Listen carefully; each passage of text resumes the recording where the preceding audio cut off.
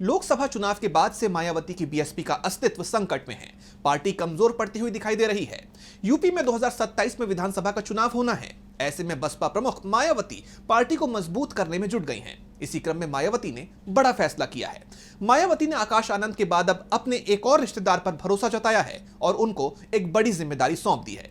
तो कौन है वो रिश्तेदार जिस पर मायावती ने दिखाया है भरोसा, जानेंगे इस रिपोर्ट में। एक वक्त उत्तर प्रदेश की सत्ता में काबिज रही बसपा के अस्तित्व पर अब संकट गहरा गया है। बसपा प्रमुख मायावती अपनी पार्टी को मजबूत करने के लिए एक के बाद एक फैसले ले रही हैं। पार्टी के नेताओं पर एक्शन ले रही हैं, लेकिन बाद में अपने ही फैसलों को वो पलट दे रही हैं। और अब उन्होंने एक और बड़ा फैसला किया है। मायावती ने अपने समधी और आकाश आनंद के ससुर अशोक सिद्धार्थ को केंद्रीय कोऑर्डिनेटर बनाकर 4 राज्यों का जिम्मा सौंपा है। कुछ वक्त पहले मायावती ने अशोक सिद्धार्थ को पार्टी विरोधी गतिविधियों के आरोप में निष्कासित कर दिया था।